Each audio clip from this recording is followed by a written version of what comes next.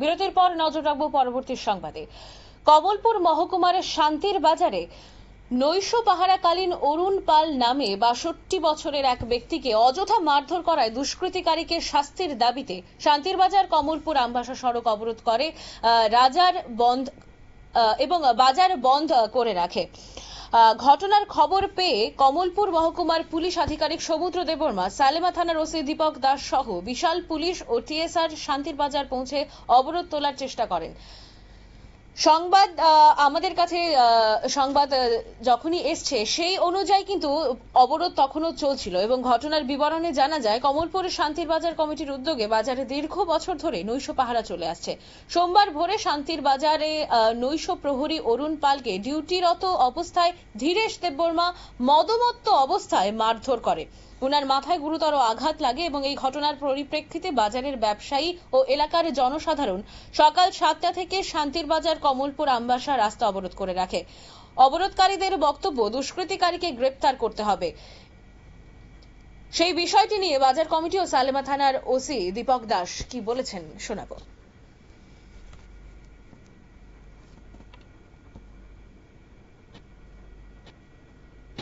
শান্তিবাজার আমবাসা কমলপুর সড়ক অবরোধ করেছে। যে ঘটনার খবর পেয়ে আমি সঙ্গে সঙ্গে ঘটনাস্থলে আসি। ঘটনাস্থলে আসার পর জানতে পারি যে এই এলাকারই একটি ছেলে আজকে ভোরবেলা 4টা সাড়ে 4টা নাগাদ নাকি বাজারে যে পাহারাদার, ওই পাহারাদারকে মারধর করেছে। মারধর করে তার মাথা ফাটিয়ে দিয়েছে। সে ফাটিয়ে দিয়েছে, সঙ্গে সঙ্গে পালিয়ে যায়। যথারীতি বাজার কমিটি এই ব্যাপারটিকে ভালোভাবে নেয়নি, তারা সেই কারণে এই সুষ্ঠু বিচার চেয়ে এই যে রাস্তা অবরোধের সিদ্ধান্ত নিয়েছে। যথারীতি তারা রাস্তা অবরোধ করেছে এবং বাজার বন্ধ রেখেছে। যথারীতি আমি আসলাম, এই ডিবি সাহেব এসে আমরা তাদের সঙ্গে কথাবার্তা বলেছি, বাজার কমিটির সঙ্গে কথাবার্তা বলেছি। তারা আমাকে বাজার কমিটির পক্ষ থেকে ওই ঘটনার সুষ্ঠু বিচার চেয়ে একটা অভিযোগ করেছে। অভিযোগপত্র আমি গ্রহণ করেছি এবং তাদেরকে আশ্বস্ত করেছি যে আগামী 24 ঘন্টার ভিতর আমরা যে এই ঘটনার সঙ্গে যে জড়িত তাদেরকে দুষ্কৃতীকে অ্যারেস্ট করে তাদেরকে আইনের আওতায় এনে সঠিক বিচারের ব্যবস্থা করব এবং তারা যাতে সঠিক বিচার পায়, যার মাথা ফেটছে সে যাতে সঠিক বিচার পায় সেই ব্যবস্থা করব। এই আশ্বাসের পর তারা থানার আশ্বাস পেয়ে, ডিবি সাহেবের মুখ থেকে আমার মুখ থেকে আশ্বাস পেয়ে তারা সন্তুষ্ট হয়েছে। এখন রাস্তা অবরোধ প্রত্যাহার করেছে।